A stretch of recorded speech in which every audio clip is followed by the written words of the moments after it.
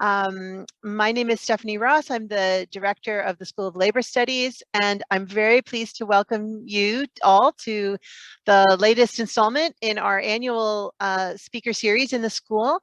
This is our third session in the series this year.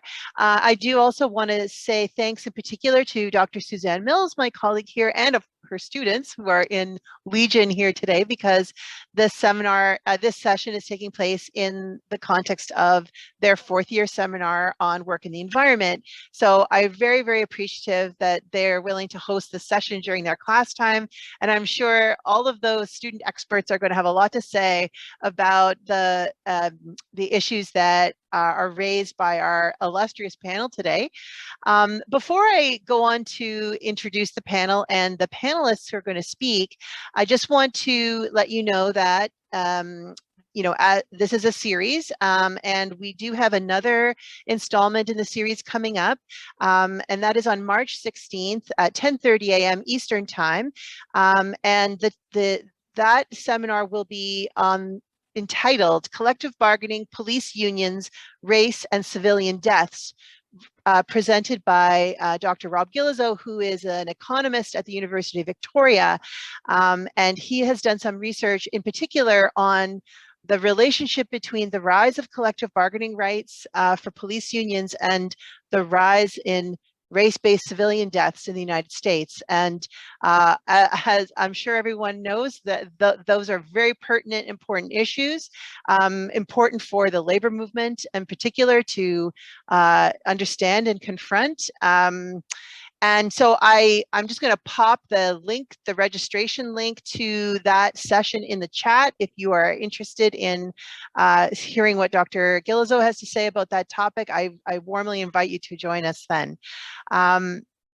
So without further ado then, I will sort of frame the seminar.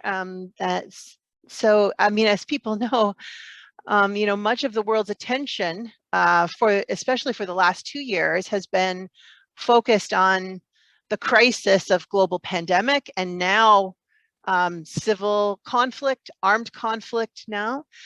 But it's important to note that the climate crisis remains the context in which all these events are taking place.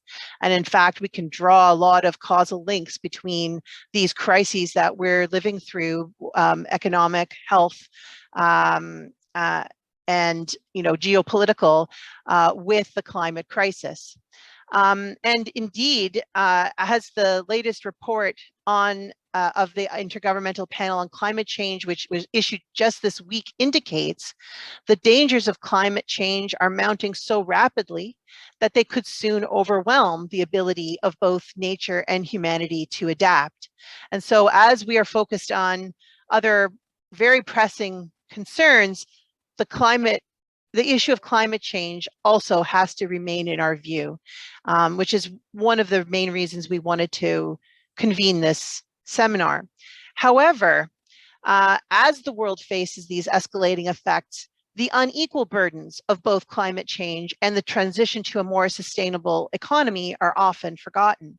And so the intention of this webinar is to gather together leading activists who are centering the experiences and voices of Black workers in these discussions.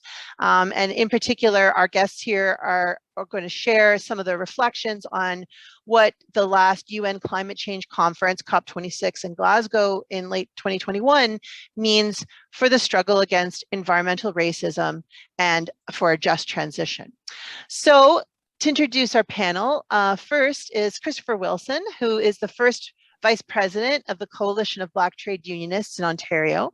Christopher is a community and labor activist with over 20 years of experience advocating for workers and Black trade unionists. He is co-investigator in the Green is Not White research project that has engaged over 3,000 labor and community activists in participatory workshops to confront environmental racism. He is also the director of the Regional Offices branch of the Public Service Alliance of Canada and is responsible for the oversight of 23 regional offices across Canada. Next, we'll hear from Shanice Regis Wilkins, who is also a union organizer with the Public Service Alliance of Canada. Shanice has led campaigns to unionize over 400 workers in the academic sector. She is also a writer and environmental justice advocate. Her work has been featured in Our Times magazine and PressProgress, and she attended COP26 and is going to be able to share with her some of her reflections and thoughts about that process, that event. And then last but not least is Payton Wilkins. Payton was raised in the environmental justice movement and first became active in local politics and environmental politics when he was a teenager in Detroit. He's a graduate of Dillard University in New Orleans with a degree in political science and a minor in finance and economics. While he was at Dillard University, he was involved in every club imaginable, I must say, and really was a leader in developing a whole host of programs to support and encourage leadership, social innovation, etc. I could go on at length with that, but what I want to focus on is that he is the recipient of the City of Detroit's Spirit of Detroit Award, named one of Grist 50 Fixers for 2018, 2018 American Express Building Beloved Communities Fellow, one of Green Biz's 2018 30 Under 30 award winners. He was an active contributor to the White House's Intergovernmental Working Group on Environmental Justice during the Obama administration. And currently he chairs the NAACP's Black Just Transition Initiative and is on the steering committee for the National Black Environmental Justice Network. He also works closely with unions in Nigeria and Zambia to develop advocacy strategies. And currently, he is the director of the Coalition of Black Trade Unionists Education Center and a program manager of environmental careers and workforce development at the Deep South Center for Environmental Justice. A very busy person, obviously. So now we'll turn it over to the presenters. The format will be about 15 to 20 minutes per speaker, and then there's a number of students here who also attended COP and who, if they wish, would be invited to share some of their reflections near the end of the first hour. And then I'll turn the floor over to Dr. Suzanne Mills, who's going to chair the Q&A portion of the session. So we should have about 30 minutes for questions and answers. And Suzanne can tell us about how that's going to work when we get to that point. Okay, so without further ado, we'll turn it over to Chris. Okay, thank you very much, Stephanie, for that introduction, and thank you, Suzanne, for this invitation to join you today. What an amazing space you put together. When you know, I feel really privileged to be able to join Payton and Shanice today, both of whom I've worked with for a number of years, and I'm a huge fan of their advocacy. And I'm also joined today, and I'll introduce them shortly, by three work placement students at the Public Service Alliance Canada who attended COP as well. And I'll invite Layla, Tiana, and Allison to share a few remarks as part of my segment as well about their experiences at COP. I'd like to begin our panel presentation with a solidarity and acknowledgement statement. I wanted to recognize and acknowledge that we're beginning this panel presentation today on Indigenous land that has been inhabited by Indigenous peoples from the beginning. We're grateful for the opportunity to meet here virtually, and for all the generations of people who have taken care of this land for thousands of years. I'm joining this panel from Toronto, and therefore I want to acknowledge specifically the territories of the Mississaugas of the Neuse Credit, upon whom I'm gathering today, and this territory is covered by the Upper Canada Treaties. This recognition of the contributions and historic importance of Indigenous peoples must also be clearly and overtly connected to our collective commitment to take the promise and the challenge of the Truth and Reconciliation Commission and make it real in our communities, and in particular to bring justice for murdered and missing Indigenous women and girls across the country, and the children who never came home from residential schools. The reason that we're beginning this important workshop series with a land acknowledgement is that this acknowledgement is an important form and element of reconciliation. I also want to recognize that we're meeting on March 3rd, just shortly after February Black History Month. But as we say in our community, Black history is and should be recognized 365 days of the year. In light of our timing, I wanted to cite the work of another activist who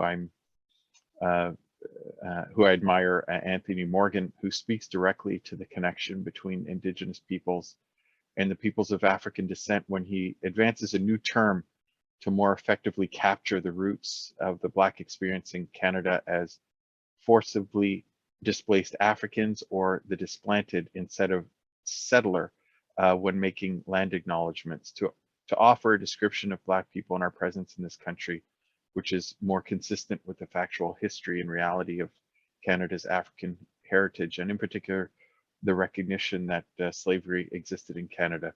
Very often when we think of slavery, we think about the US, but there's a history in Canada as well that needs to be recognized. So with that, I'm going to pass the microphone virtually to Allison, Leila, and Tiana, each of whom attended the COP conference or UN conference in Glasgow, and each of whom are currently doing a work placement at the Public Service Alliance of Canada and are doing work on climate justice.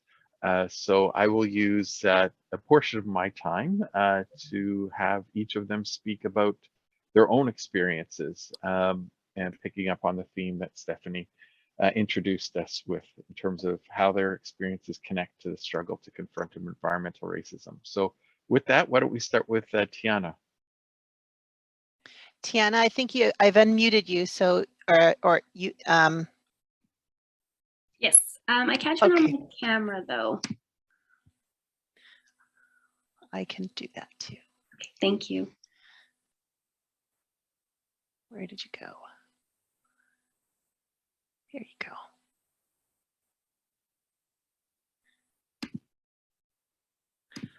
Maybe Keisha, maybe you can turn Tiana's camera on. I don't seem able to do it. If not, that's okay. I can just start talking. So my name's Tiana. I'm a recent graduate from the University of Calgary. I got my Bachelor's of Arts degree in political science with a minor in law and society. I wanted to do the internship because I was doing classes and research on environmental racism in Canada, but as well as in the global South. And so having the opportunity to work with Dr. Waldron, as well as Nalo Charles, who are doing a lot of work on environmental racism, was a really amazing opportunity. And then having to go to COP, that was really cool as well, because we got to see kind of the process behind the scenes that a lot of people are not available to do, like they don't have a lot of access. And that was one of the things that we noticed, was how inaccessible COP was and how many people that should be there were not there. So representation was a big issue, and something that we really became passionate about as being the only Black Canadian youths at COP. So we didn't meet any other Black Canadian youths, and there was not really a lot of Black Canadians in general. So it was really interesting to see how many things, like how many policies were being made and how much work was being done that affected us that we weren't a part of. So I think that would be my biggest takeaway from COP. Thank you very much, Tiana. And Leila, are you able to share with us some of your reflections on COP? Yes, of course. So my name is Leila Cantab. I'm currently located in Montreal. I'm a recent graduate from McGill University, where I studied international development, economics, and environmental studies. When I got the opportunity to go to COP, it was mainly to give Black youth an opportunity to, be in the environmental sector. And as part of this program, we were going to COP. I think as an intern, my experience was great. In terms of environmental racism, what I can say is that we had a lot of communication opportunities. So with journalists sharing the story or sharing our experience as Black Canadian youth at COP. And I would say that, sometimes environmental racism, I don't know, I guess like at the international level, but it was often like questioned. Sometimes you would do an interview and someone would like question you, like, not sure if you're using the right term, if you're talking about environmental racism. So that was very, I guess that was challenging. That was very interesting and definitely a learning opportunity for me, because I was forced to be able to like really understand what I'm talking about, but also the narrative, right? Be able to explain it to someone that is kind of like already closed off. Yeah, so that was really interesting. Thank you very much for that, Layla. Really important observations. And I hear you, always having to feel that we have to prove our lived experiences to those who aren't hearing us. So that's, I really appreciate sharing that insight. And so Allison, you have the last word. Okay. I'm sorry, I'm just a little bit sick, but I'm Allison. I'm from Toronto, or Treaty 13. I go to University X, or Ryerson University, for environment, urban sustainability. Basically, the other interns kind of touched up on the main points, but I really wanted to touch up on having individuals like Black youth within decision making and having people with that lived experience. Because like what Layla said too, trying to prove ourselves to like interviewers or other individuals that we meet at COP, it was like so frustrating, be like, this is so important and we just need to make a change. Even sharing our own lived experiences, like I'm from Scarborough, we're faced with a lot of disparity of environmental racism, such as like factories, pollutions, like what else can I say? Also my radius to nuclear power plants and how that can affect us. So it's very frustrating for us. And it's so important to have people like us in these very exclusive spaces to share our voices that people usually get dismissed. So yeah, thank you so much. That's great. Thank you so much, Allison, for making that time, and Tiana and Layla as well. Before I pass the microphone to our next panel speaker, I just want to share with the group a few resources that I've collected over the years as part of these Green is Not White projects, and I'll explain each of the links as I put them in. So I put in a hashtag that you can use on Twitter to pull up hundreds, perhaps 1,000 different articles at this point on environmental racism.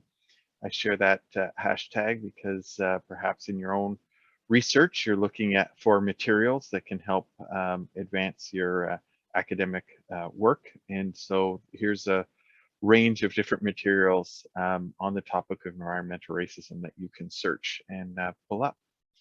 The other link I'll put in now is a link to a project website that we started as part of a research grant at York University on adapting Canadian work and workplaces to respond to climate change.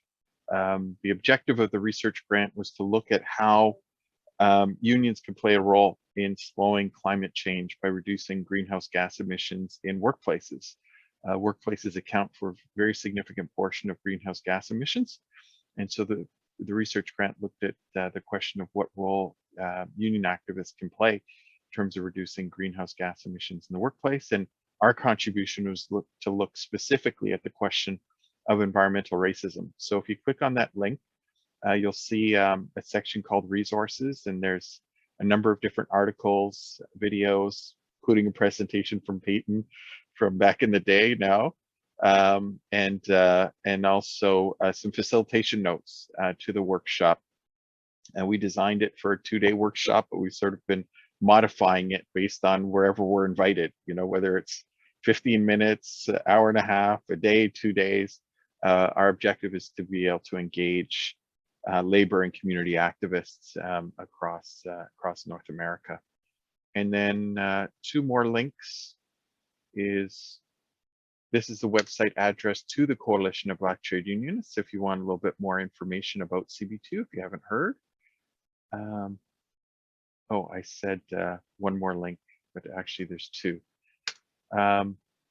This next link I put in here is to an article that I co-wrote with the president of CB2 Ontario on building back better, looking at a post-pandemic recovery, given the disproportionate impact of the COVID-19 pandemic on Black, racialized, and Indigenous peoples. And then, oh boy, had even more. And then I'm done. Okay, this next link is a link that was produced by the Ontario Federation of Labor called the Ford Tracker, and it tracks all the different decisions that the Ford government has made that has an environmental impact. So if you click on that Ford Tracker and then select filter, environment and green jobs, you'll see the devastating track record of the Conservative government when you look at the question of environmental racism. There's an opportunity on June 2nd to change that, and you won't need 3 guesses to know where CB2 stands on that question of whether Ford should remain in power or not. And then I do promise this is the last link.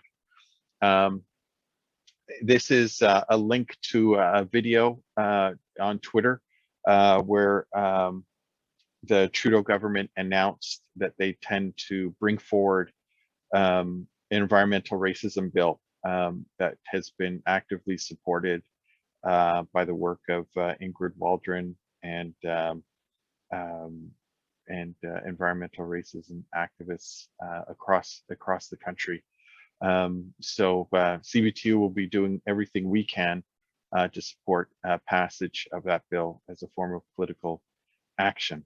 So thank you again, Stephanie, for the opportunity to present to you today, and thank you to, of course, to Tiana, Layla, and Allison for sharing your reflections. When Stephanie asked if I'd be prepared to join a panel on COP, I said absolutely. But I didn't go to COP. So I was like, I'm really hoping I can find people who can join me and share their experiences. So thank you, Tiana, Layla, and Allison. So with that, I pass it back to you, Stephanie, you already introduced our next panelist. I so did, I guess for the but next panelist can start. I can be the sort of the air traffic controller for sure. So thanks so much, Chris, and all of the interns that presented, and hopefully at the Q&A, maybe there'll be some more opportunity for you to say some things. And so now let's turn it over to Shanice. Thank you, Stephanie, and thank you for the invitation. I'm so happy to be here. So I guess I'll just open with some reflections from COP as well. I didn't include them in my presentation, but since everyone is sharing their reflections, I thought it would be really important to just highlight a few things. So the theme of COP this year, this was actually my first time, and the theme of this year from the People's Movement was no false solutions, and rightfully so, because the second largest delegation at COP26 was actually the oil and gas industry. So they, showed up in droves, and they were really driving climate action and climate policy on the behalf of the world's leaders. And significant things actually happened while at COP. For instance, President Biden, he actually expanded oil contracts, so for further extraction, a few days after attending COP, and promising to prioritize climate policy that does include environmental justice. So from my experience, I believe that there was a lot of lip service at COP, that the climate policy that we need to combat this crisis is not going to come from the leaders of these powerful, rich nations. They have vested interests, and they are absolutely aligned with corporate profits. And I don't see, unless we have deep organizing on the behalf of Indigenous, Black, and other people of color, how we are going to get out of this crisis, because COP26 is a smokescreen. So that is the experience that I had. I will say the most rewarding part about COP, however, is that you got to see organizing, you know, on behalf of Indigenous leaders, Black leaders, although I will acknowledge my my colleagues and my comrades that, you know, Black representation could be improved. And I know that Payton in past years has attended COP. Again, this is my first year attending COP. So he has seen the progression, and he will delightfully say that he has seen improvement, which is not a lot compared to what Tiana, Allison, and Layla has shared. So, you know, it's a continued progression. I think that, you know, we're continuing to amplify the issues at COP as best as we can. We're showing up, and we're protesting, you know, what our leaders are putting out in the public about climate change and what is viable climate solutions. So yeah, I just wanted to briefly introduce or preface my conversation by you know, talking about my experience. It was a great experience for all the you know, workers on the ground who were doing significant organizing during the event. You know, there was a lot of protests. There were you know, mass displays of public organizing, organizing from the public. You know, Indigenous leaders were on the front lines. So, you know, all those things are really, really important, and not to diminish that the work that, you know, Black workers, Indigenous workers, and Indigenous peoples, not just workers, are doing. So yeah, just wanted to highlight that before we got into the presentation. So I will just proceed with my presentation slides. If Payton, thank you. Okay. So next slide. Okay. So again, I just want to preface this conversation by saying that we're currently living through the impacts of climate change. You know, COVID-19 is really just showing the scenes of, you know, where we're at with climate change. Stephanie, you know, referenced earlier the new IPCC report that came out. And it doesn't look good. So with COVID-19, you know, being the experience that we are currently living through, it's hard to, at this point, deny that climate change is, in fact, going to impact us in the coming future. But I do want to say that the climate crisis is not a natural or isolated event. It's the cumulative effects of decades of government action and inaction.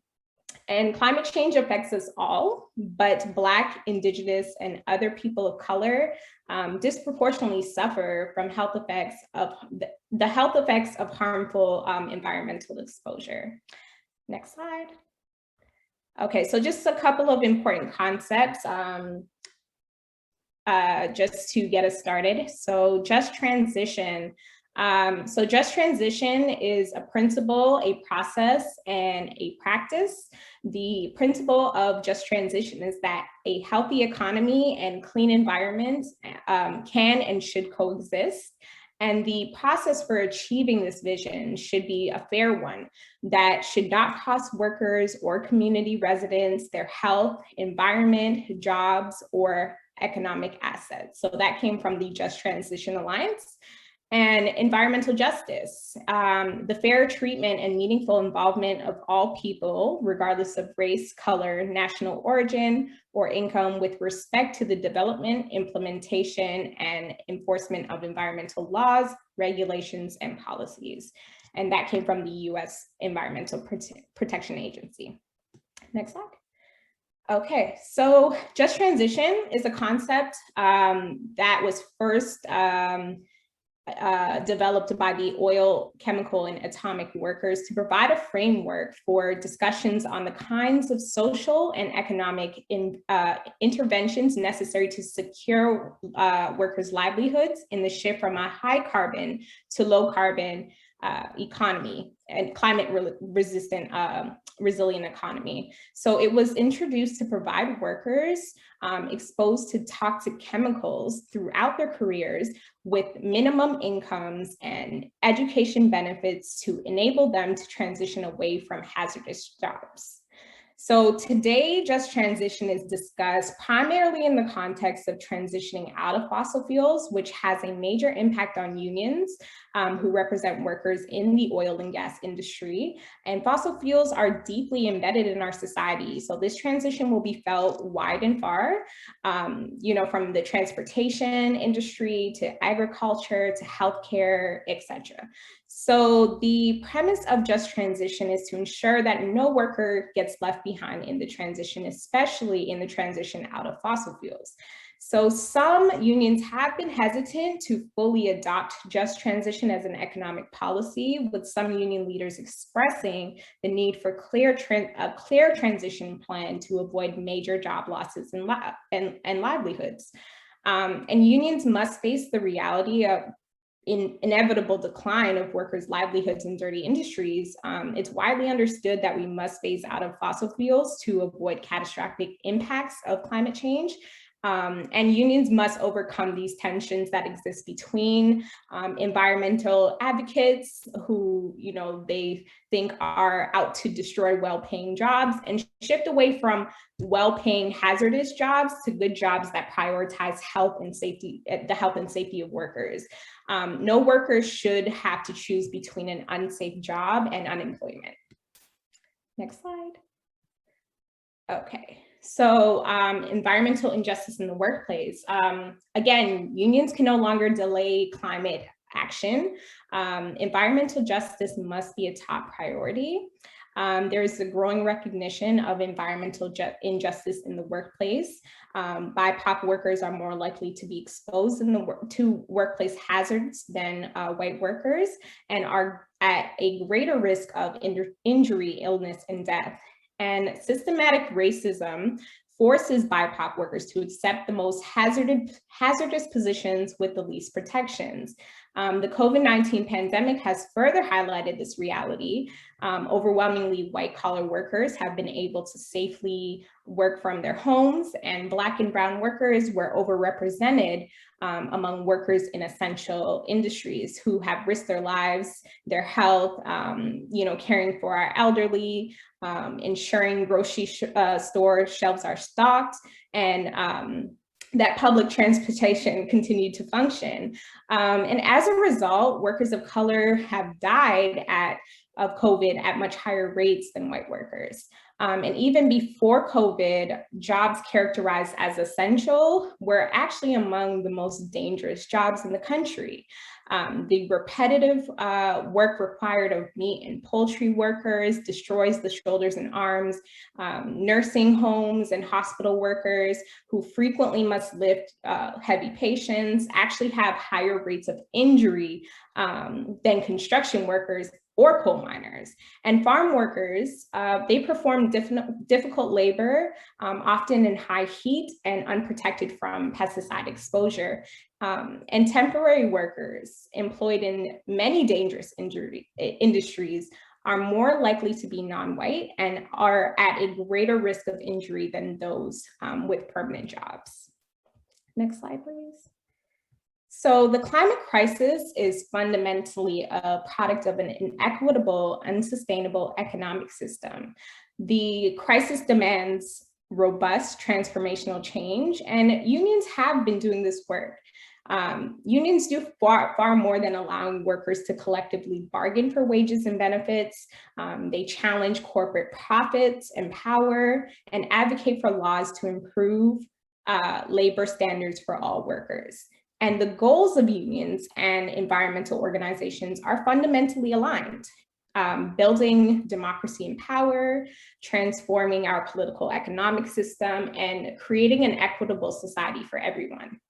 So the true power, though, of unions lies with the ability to shut down the economy whenever necessary through work stoppages. With union density at an all-time low, it is in both the interest of unions and environmental groups to organize new workplaces and extend protections to the most vulnerable workers. Next slide. So unions must embrace an environmental justice lens in the transition to a just economy. As vehicles for social change, unions can amplify the voices of vulnerable BIPOC workers whose calls for just transitions have been routinely ignored. So shifting the focus to include workers on the margins of the climate crisis.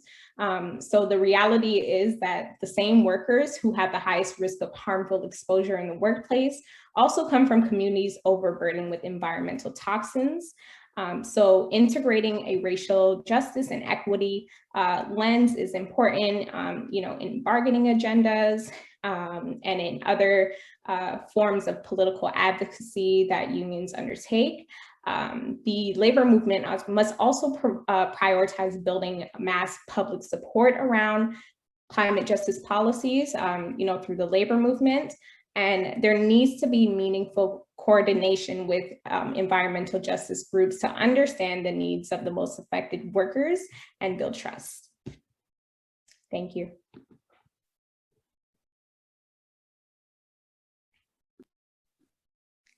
Thanks so much, Shanice. That's great. Really helpful and helpful to lay out those key concepts for us as well, and the labor movement's role in that. And I hope we get to come back to that issue in the Q&A for sure. So now let's turn it over to Payton and hear from him. Take it away. Thank you, Stephanie. Sometime in the late 90s, early 2000s, there was a kid named Xavier Joe. He was 4 years old. He was outside playing in his backyard with his older brother. Their mom was watching from the kitchen. I imagine she was washing dishes or something. She noticed that Xavier Joe started to have issues breathing. Shortly after Xavier Joe started to have issues breathing, his brother started to have issues breathing. They were both asthmatic. Their mom ran upstairs into the bathroom. I can almost see her going through the medicine cabinet, looking for the inhaler. She grabs it. She runs back downstairs and she starts having issues breathing. She too was asthmatic. She takes a hit of the inhaler, runs, and realizes that there's only enough for one more child. That day, a mother had to choose which one of her kids were going to live. 4-year-old Xavier Joe died. When I was 4 years old, my mother and I were driving through the east side of Detroit, and I started to notice things. Tires lined the street. There was a foul and aloof smell. I looked to my mom and I asked her, "Is this where Black people live?" Hesitant in her response, she looked to me and she said, "Yes." At that moment, I developed a very unique relationship with race and place. Xavier Joe died because of his proximity to an incinerator in the city of Detroit. I always like to ground these conversations in understanding what environmental justice is, and I like to make the distinction between environmental justice and environmentalism.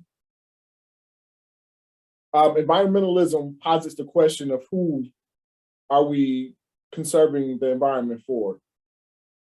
Environmental justice answers that question. I often like to say I'm not a tree hugger, I'm a people hugger. And really, as we start to understand what environmental justice is in relation to environmental racism, it is the movement in which that seeks to solve the issues caused by environmental racism. Understanding environmental justice often gives us insight into the environment in which oppression has evolved. So, you know, we traditionally understand environmental justice and environmental racism as a theoretical framework designed to address issues with proximity to polluting facilities, also with the lack of access to healthy and fresh foods, also the inequitable access to healthcare. But I like to expand the understanding of environmental justice to include things like police brutality, which is unique to the environment of one that person takes with them. You can't escape who you are. So understanding environmental justice in these broad terms opens us up to a greater analysis of how environmental justice, oppression, and really this political economic ideology on extractive-based industries and economies based in market-based strategies of capitalism really interacts with people of color in our day-to-day lives. So I wanted to give you guys just a understanding and framework of where I'm coming from. And I also want to talk a little bit about my COP26 experience. I was there as a part of a delegation funded by the National Black Environmental Justice Network. And I think the greatest takeaway, and you've heard this repeated from the other people who have talked about their experience at COP26, it was a cesspool of false solutions and a delusion of inclusion. As Shanice had mentioned, the second largest delegation that was present at COP26 was the oil and gas industry. And shortly after we returned from COP26, the reigning themes were net zero and the expansion of extractive-based economies, not only in the United States and Canada, but in global South and all over the world.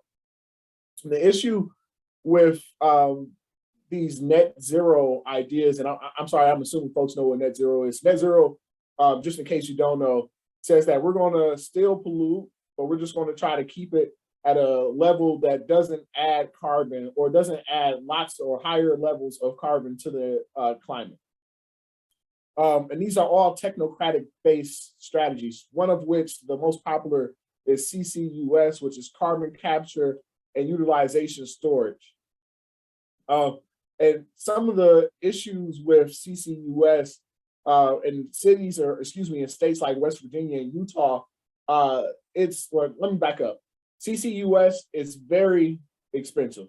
The technology is up to 50 to 80% more, or will add up to 50 to 80% more in the cost of electricity passed on to consumers. So in states like West Virginia and Utah, the people who are going to be paying for CCUS are the individuals on the ground. They're not going to be cutting profits. Using CCS and CCUS for oil recovery could defeat its purpose. One current use of CO2 capture during the CCS process is enhanced oil recovery.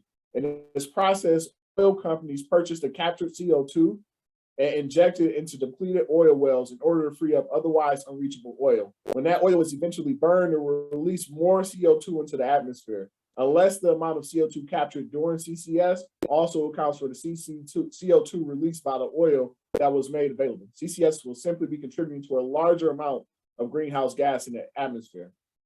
The long-term storage capacity for CO2 and CCS is uncertain.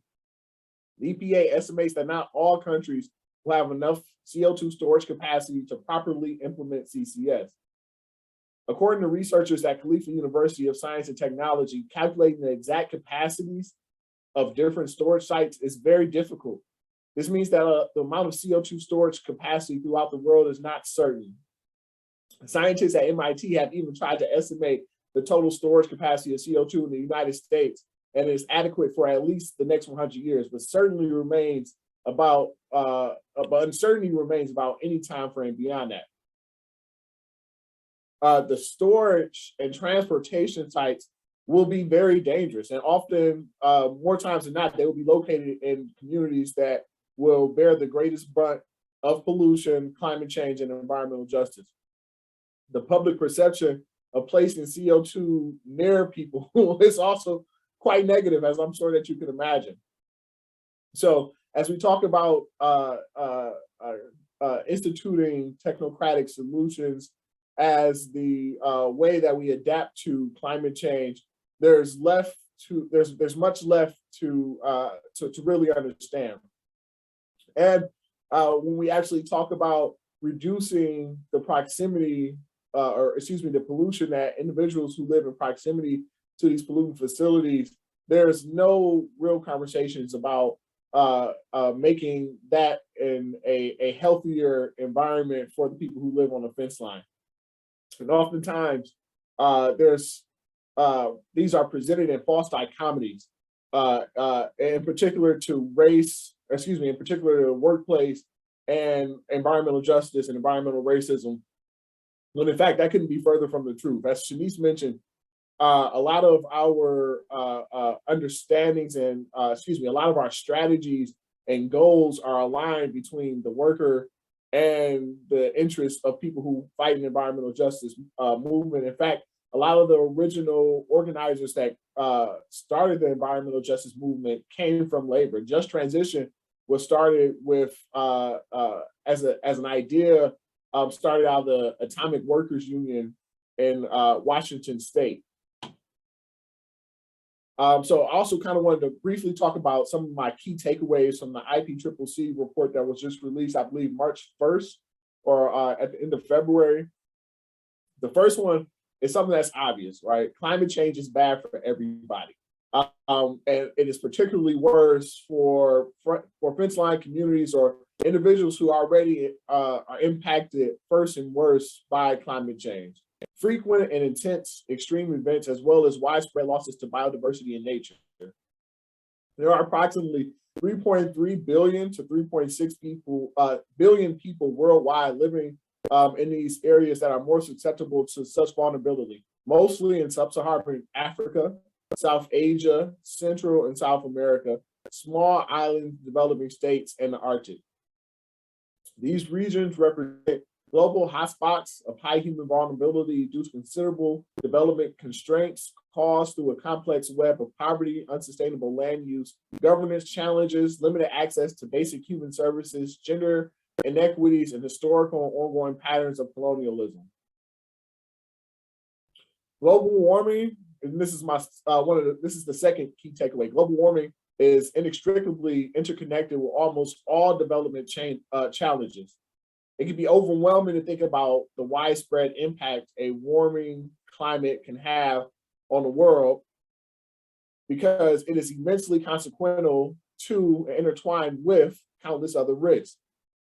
The IPCCC report sharply pointed to climate change's interconnectedness to many other development and resilience challenges.